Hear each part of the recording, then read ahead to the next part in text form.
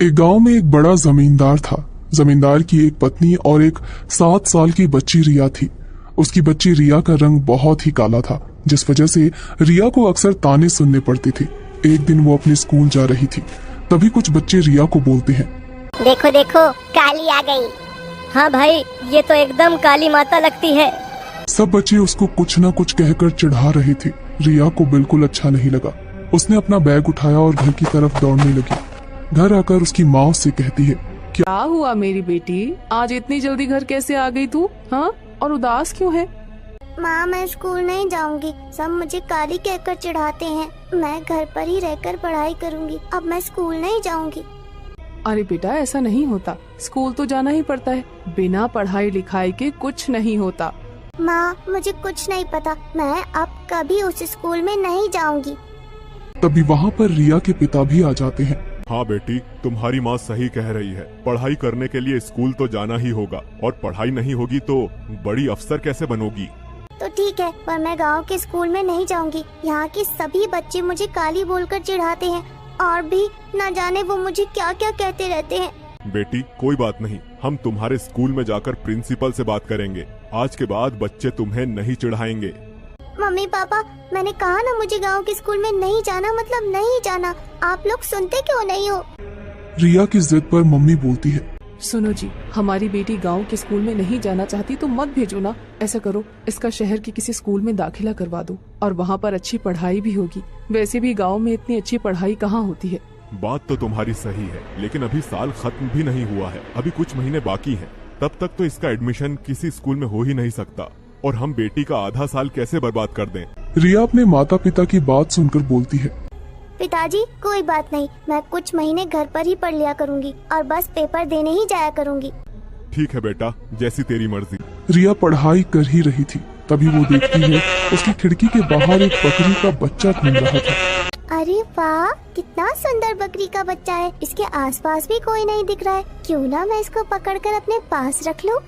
रिया जाती है और बकरी के बच्चे को पकड़ लेती है और अपने आंगन में बांध देती है। फिर उसके माता पिता उससे पूछते हैं, बेटा रिया, ये तुम क्या कर रही हो? तेरा काम बकरी पालना थोड़ी ना है। इसको छोड़ दो और जाकर अपनी पढ़ाई करो।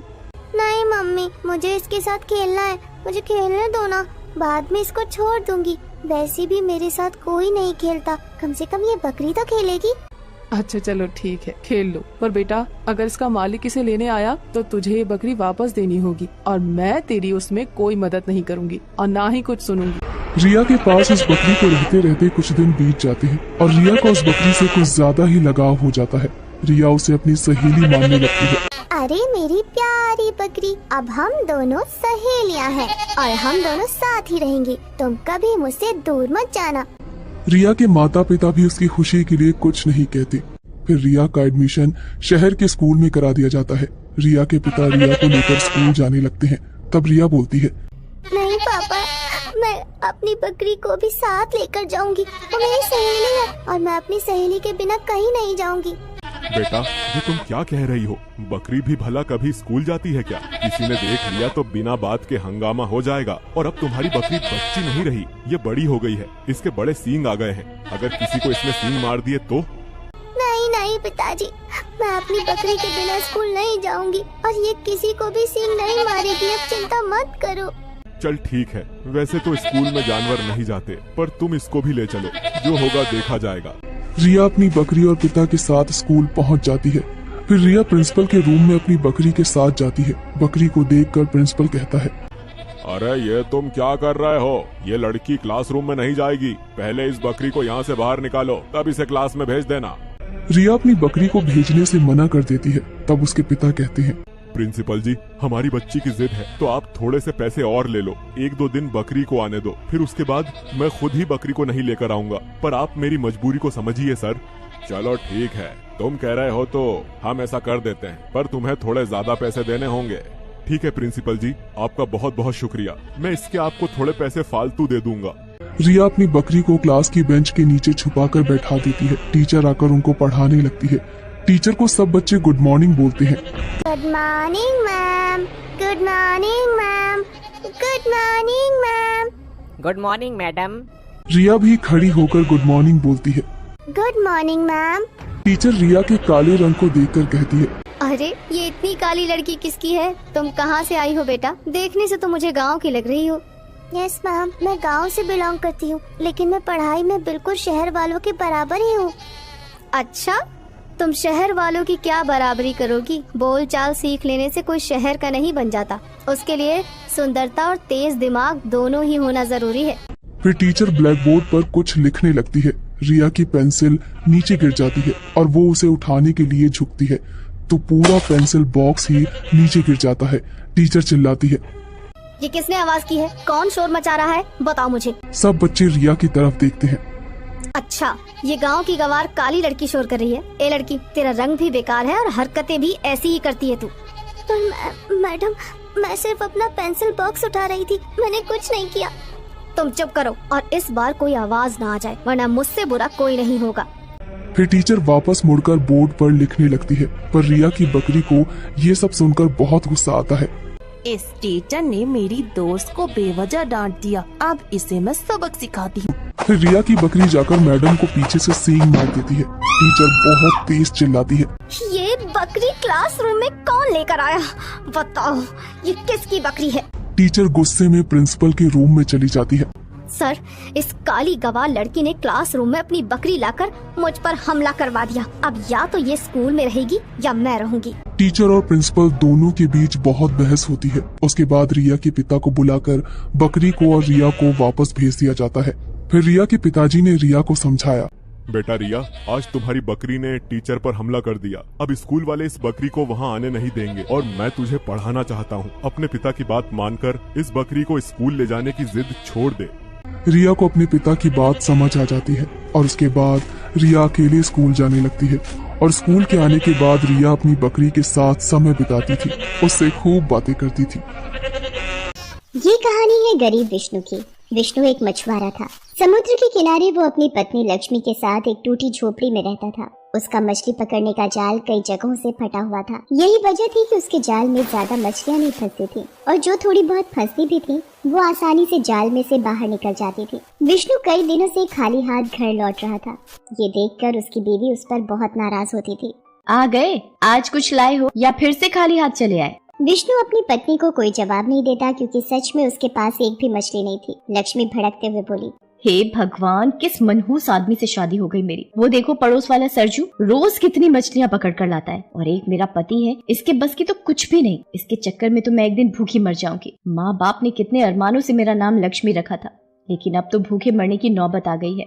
ऐसा मत कहो लक्ष्मी, मैं कुछ ना कुछ कर लूंगा। वो अपना जाल जरा पुराना हो गया है, इसीलिए मछलियाँ नहीं फंसती। अब तुम ही बताओ, इसमें मेरी क्या गलती है? 4 महीने पहले ही तो खरीदा था तुमने नया जाल।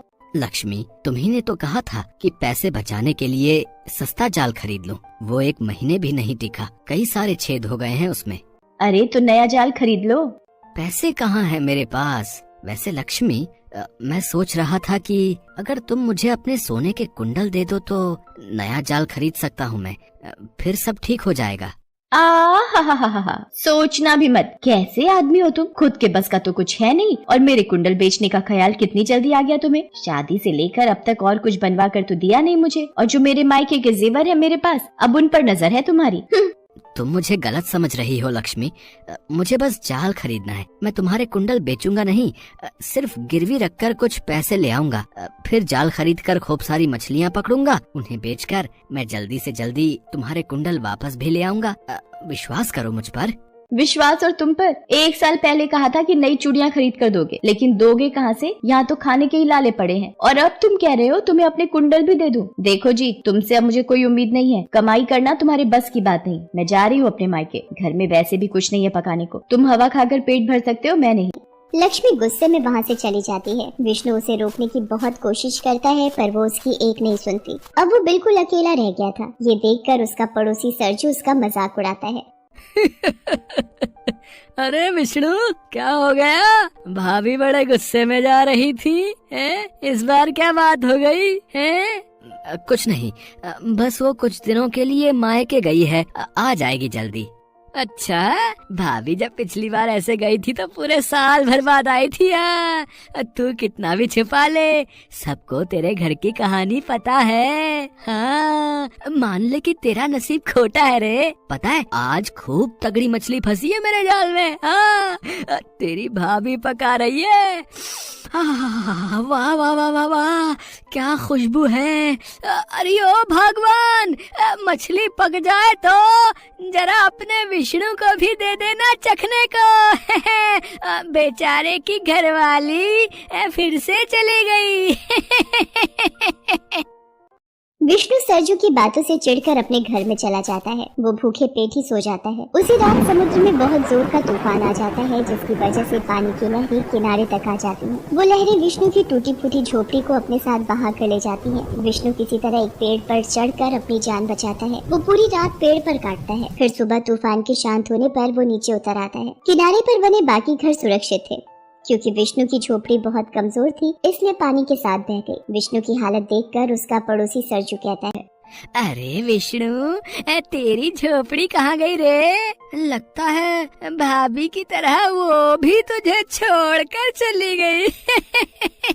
वाकई विष्णु, भगवान ने तेरी किस्मत बड़ी फुर्सत से लिखी है रे भाई। विष्णु पहले से ही बहुत परेशान था। वो सरजू को कोई जवाब नहीं देता। काफी देर बाद उसके पास से एक बड़ी नाव गुजरी। उसमें सवार एक औरत ने विष्णु को देख लिया और फिर अपने पति से बोली, सुनिए, देखिए वहाँ कोई है। बहुत परेशान लगते हो, हमें बताओ सब कुछ। हो सकता है हम तुम्हारी कुछ मदद कर सकें। विष्णु उन दोनों को अपने बारे में सब कुछ बताता है। फिर सुदेश उसके कंधे पर हाथ रखकर कहता है, जैसे अच्छे दिन हमेशा नहीं रहते, वैसे बुरे दिन भी बीत जाते हैं दोस्त। समझो तुम्हारा अच्छा वक्त शुरू हो गया है। अच्छा वक्त? क्या मतलब है आपका? मैं और मेरी पत्नी रिसर्च के लिए समुद्र की गहराइयों में जाते हैं। ये शौक है हमारा। हमें पता चला है कि इस समुद्र की गहराई में कहीं एक पुरानी मूर्ति है जो बहुत कीमती भी है, और इतिहास के कई राज उस मूर्ति से खुल सकते हैं। हम दोनों उसी मूर्ति की खोज कर रहे हैं। इस पर इस सब में हम अपने खाने पीने का ध्यान नहीं रख पाते। तुम ऐसा करो कि हमारे लिए रोज मछलियाँ पकड़ा करो और हमारे लिए खाना भी बना दिया करो, और मैं इस काम के बदले तुम्हें तनख्वाह दूंगा। विष्णु उसी दिन से सुकन्या और सुदेश के लिए काम करने लगा। सुदेश के मजबूत जाल में खूब मछलियाँ फंसती, जिन्हें पकाकर वो उन दोनों के लिए खाना बनाता। सुदेश विष्णु को अच्छे पैसे भी देता था। विष्णु ने फिर कभी वापस जाने के बारे में नहीं सोचा, बल्कि उसे तो सुदेश और सुकन्या के काम में दिलचस्पी होने लगी थी। वो दोनों जब भी कुछ ढूंढ कर लाते तो विष्णु को भी उन चीजों के बारे में जानना बहुत अच्छा लगता था। ऐसे ही एक दिन, साहब आ गए आप लोग, आइए खाना खा लीजिए, बिल्कुल तैयार है। नहीं विष्णु, आज बहुत ही खास चीज मिली है जिससे मूर्ति तक पहुंचना शायद आसान हो जाए। इतना कहकर सुदेश और सुकन्या एक नक्शे को ध्यान से देखने लगते हैं। विष्णु को जानने की इच्छा हुई तो उसने पूछा, साहब क्या मिला है आपको?